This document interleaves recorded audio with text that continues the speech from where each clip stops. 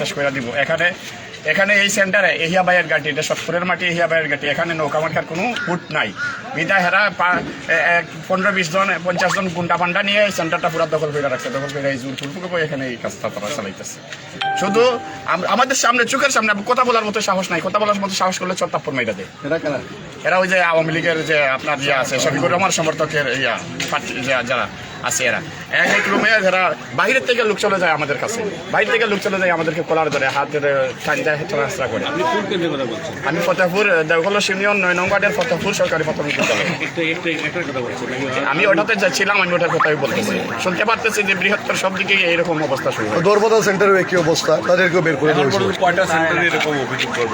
আমি অভিযোগ সাদিপুর ইউনিয়নের প্রত্যেকটি সেন্টার, বিশ্বনাথে দরবদা সেন্টার, দশকরের প্রত্যেকটি সেন্টার, দেওঘলেশ্বর ফতেপুর সেন্টার, খাজানসির খান্দিগাঁও সেন্টার, 2 আমিরের 4টা, গোয়ালাবাগার 1টা। ভাই ভোটের মাঠে যদি একটা লিখিত দিছি বন্ধ করছে, আমি চলে আসছি, আবার শুরু হয়ে গেছে। কয়টা লিখিত দিব? আজকে তো ভোট চাওয়া, মানুষে ভোট দিবে। এখন যদি প্রিজাইডিং অফিসার বলে লিখিত দেন, এটা তো ওনার দায়িত্ব। এখানে কেন আমাকে লিখিত দিতে হবে? এখানে উনি বন্ধ করবেন, উনি বলেন লিখিত অভিযোগ দেন। প্রিজাইডিং অফিসার বলছে, তারপরে একটা দিয়ে আসছি। মানে ভোটের সময় কি কোনো ধরেন আমি একটা সেন্টারে যেতে পারবো, আমি খালি লিখিত, তাইলে তো আমি সেন্টার 100টাকে আমি একসাথে মুভ করতে পারবো। উনারা তো লিখিত, উনার লিখিত নেয় নাই। শেষ কথা হচ্ছে, আপনাদের যে কথা বলে যে কারণে আপনারা নির্বাচনে এসেছিলেন, সেই পরিবেশ আপনারা পাচ্ছেন কি? না, পাই নাই। পাইলে তো নির্বাচনের মাঠে থাকতাম। পুলিশ আমাকে বলছে তুমি চলে যাও, আমি পুলিশের লোক তারাও বিব্রত, আমরা কি করবো? ওনারা 3 জন পুলিশ আছে, মানুষেরা 50 জন ঢুকে। নির্বাচন কমিশন তাদের কথায় রাখতে পারে না, নির্বাচন কমিশন কথা রাখতে পারে নাই। বা এটা তো একা নির্বাচন কমিশনের ব্যাপার না, এখানে পুলিশ প্রশাসন, প্রিসাইডিং অফিসার সবাই একটা সমন্বিত উদ্যোগ থাকতে হবে।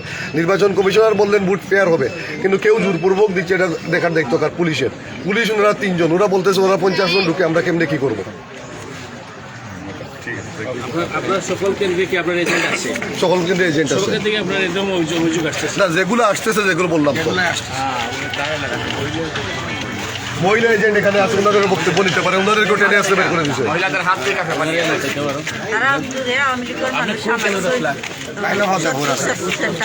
তারা জুড়ে আওয়ামী লীগের মানুষ আমায় 50-60 জন 100 জনের মতন প্রার্থী সহ লাগাইয়া তারা জুড়ে ভোট নেন।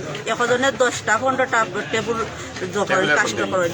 এর বাদে জুড়ে নিয়ে তারা পেপারে নিয়ে জুড়ে নৌকার মাঝে ভোট দেন। আগে থেকেও শিল মারা থাকে নৌকার, লাঙ্গলের মানুষের সহ ইচ্ছা করিয়া ভোট দেয়। তারা এটা দেখে তারা জুড়ে ভোট দেওয়ান ধরছেন। এরপরে প্রবাসী অকলতর ভোটও তারা দেন নিয়া। এর বাদে তারা 10 জন 15 জন এখানে গিয়ে হামাইয়া তারা 100 খান 50 খান পেপার নিয়ে তারা শিল মারেন জুড়ে। তারা কইলাম বলে পুলিশ রে কইলাম আপনারা এই জুড়ে ভোট দেওয়ার সিস্টেম করা এখানে। তারা কইলাম আমরা এটা কোনো সমস্যা নাই, তারা এক পার্টি, যে কোনো খানো মারলে হইল। কই প্রশাসনের মানছেও তারা এক কথা পাতে, তারা কোনো জো করেন না। তারা কই না বলে আপনারা এটা কইর না বা শৃঙ্খলা মতন ভোট দেন, তারাও তারা সহযোগিতা করে। কয়টা সেন্টারে ঝামেলা হয়েছে সকালে? সাদিপুর ইউনিয়নের প্রত্যেকটা সেন্টার, বিশ্বনাথের ধর্মদা, দশকরের প্রত্যেক সেন্টার, খাজানসির খান্দিগাঁও সেন্টার, ফতেপুর সেন্টার, অনেক দশকরের 2 আমিরের 4টা সেন্টার। এখন আমি কয় সেন্টারে গিয়ে আটকাবো? গোয়ালাবাজার, তাজপুর, তারা বাড়েরা সেন্টার। এই এখন ফোন পাইছি, দরজা লাগাই দিছে বাড়েরা সেন্টার। আপনার যে আপনি তো রাজনৈতিক দলের প্রার্থী হিসেবে আপনার ঊর্ধ্বতন রাজনৈতিক নেতৃত্ব থেকে এই বিষয়টি কি আপনি অবগত? না, আমি প্রথমেই সাংবাদিকদের জানাইছি। এখন তো সবাই ঊর্ধ্বতন কর্তৃপক্ষ প্রত্যেকের এলাকায় বুটে আছেন। আমি আমার এলাকার পরিবেশ পরিস্থিতি বিবেচনা করে আমি আমার সিদ্ধান্ত নিয়েছি। আপনি আপনার সিদ্ধান্ত নির্বাচন থেকে প্রত্যাহার করে নিলেন, হ্যাঁ, বর্জন করলেন। হ্যাঁ, ওনারাও বের করে দেওয়া হয়েছে।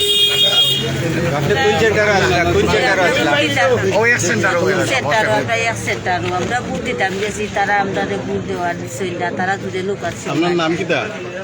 আপনার নাম তকমিনা। কোন গ্রাম? সত্তর কাজ যান। স্বামীর নাম কি?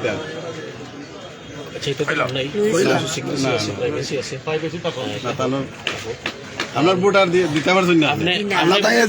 এজেন্ট আসলা কোন কেন্দ্র? সাধারণ ভোট দিতে পারছেন। ওকে ঠিক আছে, ধন্যবাদ।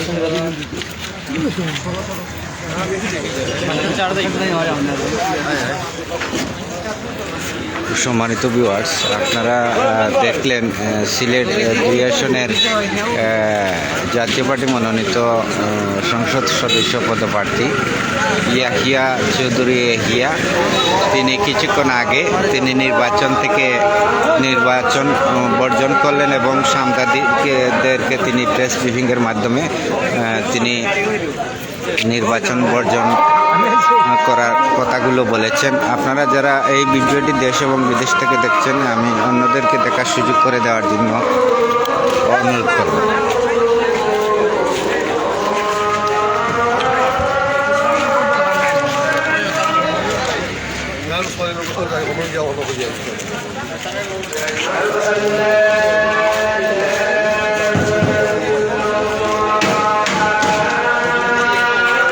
ইয়াহিয়া চৌধুরী এখন বিশ্বনাথ থেকে তিনি উসমানীনগর যাবেন এবং সেখানে স্থানীয় সাংবাদিকদের সাথেও তিনি কথা বলবেন বলে তিনি জানিয়েছেন।